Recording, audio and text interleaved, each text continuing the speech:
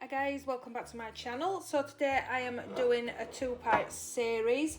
So the reason for that is if I don't, it is going to be so long. So I thought I would do part one as the acrylics, and then part two is the design on top of this set. So I have put some tips on these nails just so that I could explain what to do if you're doing a client with tips. So as you can see, I am going in now with some clear acrylic near that join area. So that is because you've got like a dip, so it fills that in for you, and it also does a clear base on your natural nail bed to file back to, so that when you do an infill or whatever, you're not going right down to that natural nail. So I just thought I would put that in there for you, just so that you know why people do the clear layer on the natural nails.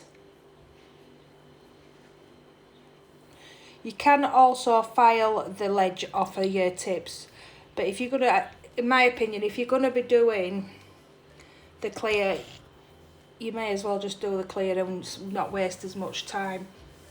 So on this pink, I'm now going in with Rosa. So all these colours are CJP, and I'm just blending that down that nail. So I put the first bead on and blended it, and then put that cuticle bead on and blend that over as well.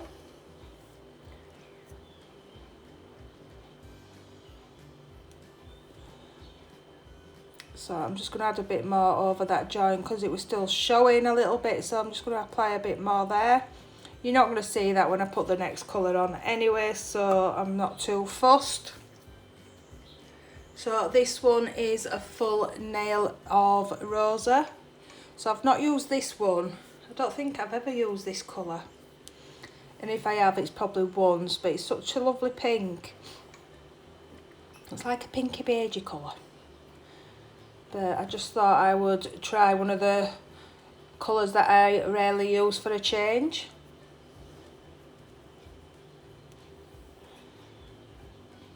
So these nails are really long. So I just took a couple of beads on that one.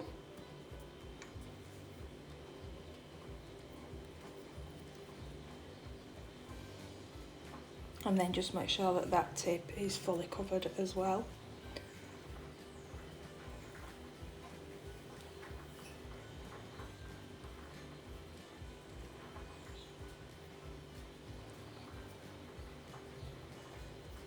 And then on this one I'm doing another fade, so I'm going in again with Rosa over that join line and just blending that bead back so that it's not going to leave an harsh line when I do the next bead. And then I'm just pulling that down,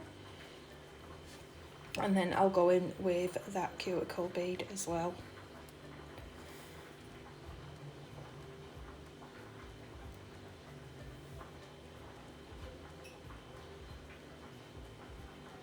So I'm just pulling that over that previous bead and then just pat that in place.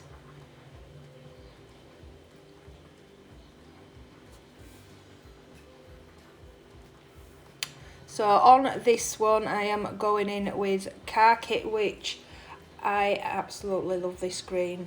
It is really dark, mucky green I call it, with little fine pigment of gold running through it. So I love this colour. I'm not a green person, but this one I do like.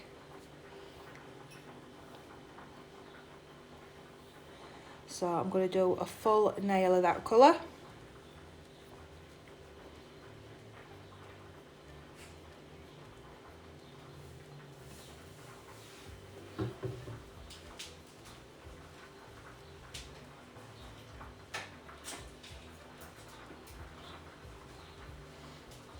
So I just decided to put my grill on and start doing my voiceover instead of doing my dinner. So I'm just going in onto that green with some gold flakes.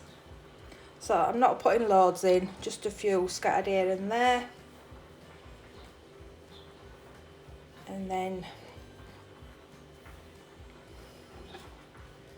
I'm going to go in with these chameleon flakes and just get a few of these and sprinkle them around that nail too.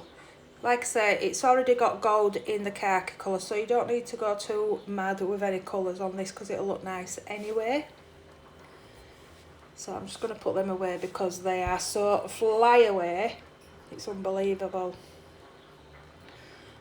So I'm just cleaning that off because it did get a few little flakes on there. So having said that though, that has got little bits of glitter in there as well, so it don't really make no difference. So on this point and this pink, I'm going to go in and do like a fade.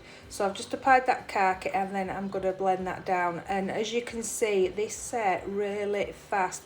I think any acrylics with glitters in cure a lot faster than normal plain acrylic powders. I don't know if that's just me that thinks that, but that's what happened on this. It just dried so fast.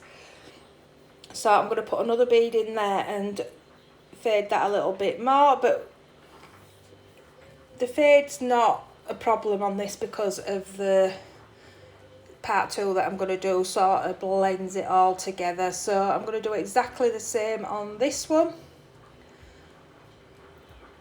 So as you can see, it's already setting.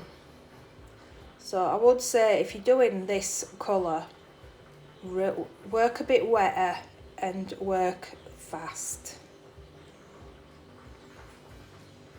So I went in with a wetter bead there and just pulled that up.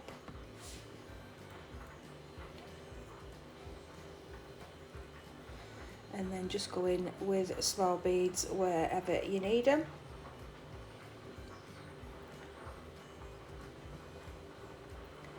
So I did go in again with the Rosa over the top, and normally this you can do and it works great, but for some reason this just left like a cloudy look over the top, which wasn't good. So on that one I covered it up and added a bit more of that khaki while that Rosa was still wet, and that looked fine. So I'm going to do exactly the same on this one. So I'm just going in with a bit of that Rosa, and you can see it more on this nail when I pull this down how harsh it leaves a line across there, like a cloudy look.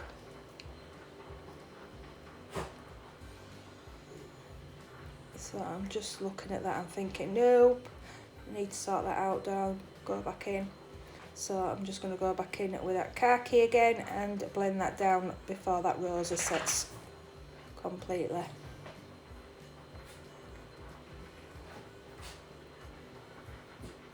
So I didn't have faff with this, you know. I just wasn't happy with that blend. I got there in the end, but it was a bit of hard work with that one.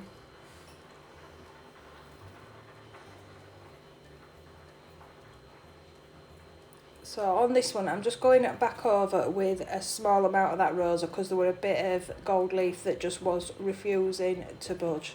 Not gold leaf, the chameleon flakes that were refusing to budge, so I just covered that over.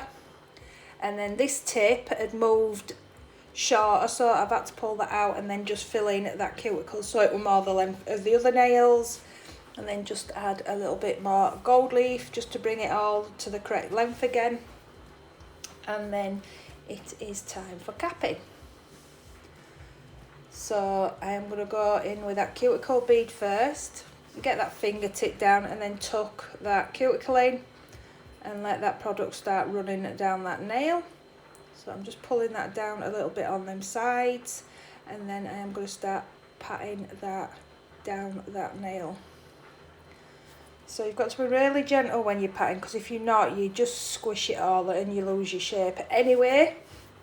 So I'm going to add a bead backwards on there just to blend them in better, and then start pulling that one down that nail as well.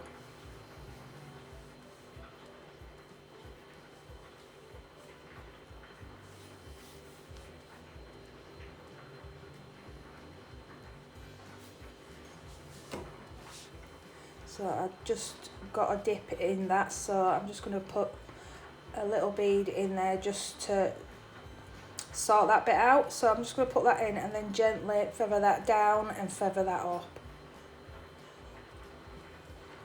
That doesn't have to be perfect because you are going to file that anyway, so if you have got a little bit of a bump or whatever. It's better to have a bump than to have a dip.